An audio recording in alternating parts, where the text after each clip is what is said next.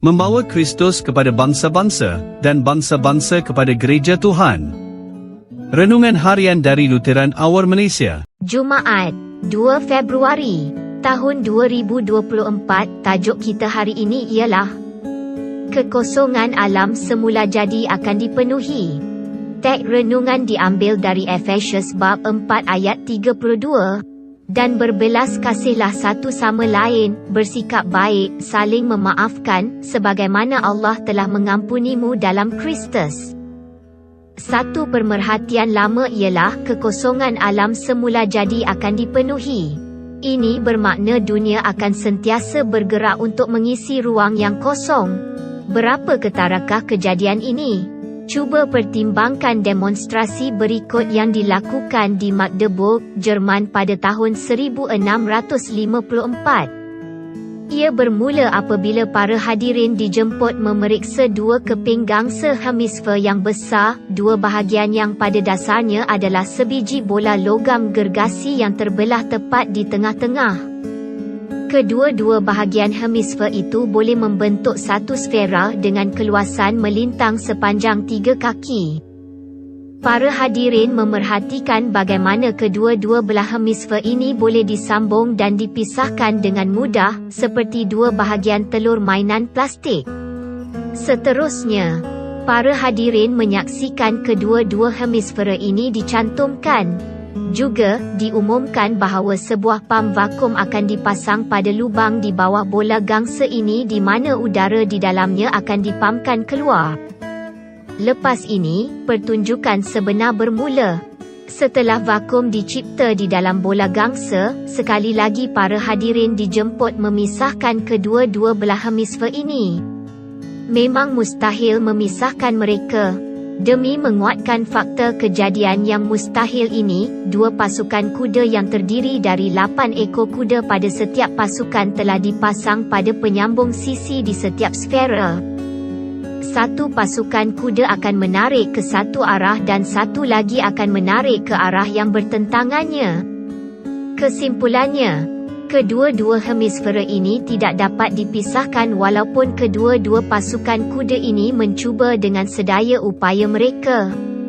Selepas itu, sebuah injap pada bola gangsa telah dibuka, menyebabkan udara bergegas masuk semula ke dalamnya. Kini, kedua-dua belah hemisfera ini dapat dipisahkan dengan mudah sekali. Tahukah kamu apa sebabnya? Tekanan udara menyebabkan jisim atmosfera di sekeliling kita. Setiap meter persegi kawasan permukaan bumi mempunyai kira-kira 10 tan jisim atmosfera di sekelilingnya. Jadi, selagi gangsa itu cukup kuat dan tidak retak, kuda-kuda tersebut tidak berpeluang mengatasi 40,000 paun daya jisim atmosfera. Ternyata di sini bahawa alam semula jadi sentiasa bergerak untuk mengisi ruang kosong. Dalam beberapa renungan harian untuk hari Jumaat yang lepas, kita telah meninjau semula tajuk tentang pengampunan. Juga, dalam khutbah mingguan Lutheran Hour kami, saya telah berjumpa dengan Daniel Paavola, membincang tentang pengampunan dalam bukunya yang bertajuk Mengalir dari Salib. Dalam buku ini, Daniel menawarkan satu pemerhatian yang mendalam tentang pengampunan. Jika kita mahu mengampun, kita tidak boleh mengosongkan fikiran kita. Suasana rohani yang kita berada amat mendesakkan. Kepedihan dan dendam lama yang kita simpan akan terus mengisi ruangan kosong fikiran kita.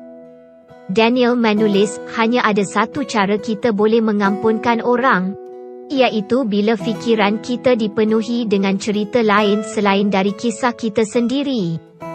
Hanyalah bila kita mula mengingat, kita boleh berharap untuk melupakan kisahnya. Kita akan lupa apabila kita mengingati kisah yang lebih berkesan daripada kisah kita sendiri. Paavola, halaman 122. Bila kamu merasakan beban dosa lama terlalu menekankan kamu, dosa kamu sendiri dan dosa orang lain, kamu tidak boleh mengosongkan fikiran kamu dan meneruskan kehidupan seterusnya. Akan tetapi, Apabila kamu memikirkan kembali langkah-langkah Kristus, apabila kamu cuba bayangkan beban yang dia pikul ke kayu salib, di mana tubuhnya menderita dan darahnya tercurah keluar untuk pengampunan dosa, maka kisah Kristus ini akan mula menggantikan kemarahan, kepahitan, dendam dan penyesalan kamu. Dari sini, kamu akan mula mengampuni orang lain seperti Tuhan dalam Kristus mengampuni kita. Prinsip saintifik moden memberitahu bahawa walaupun semua udara di dalam bola gangsa telah dikeluarkan, masih ada sesuatu di dalam sana. Di sebalik kekosongan, terdapat medan-medan kuasa kuantum yang luas. Di padang-padang, terdapat gelombang graviti yang tidak berkesudahan. Di sebalik ombak, terdapat dasar tenaga yang tidak terbatas di lautan tersebut. Yesus memberitahu kita bahawa di sebalik kesemua ini, ia bukanlah satu prinsip tetapi seorang peribadi, Tuhan yang mati untuk mengasihi orang berdosa dan hidup menganugerahi ciptaannya dengan pengampunan, kehidupan dan keselamatannya. Kita berdoa, Bapa Syurgawi, bantulah saya menjadi seorang yang baik, lembut hati dan mengampuni sebagaimana Engkau mengampunkan saya. Amin.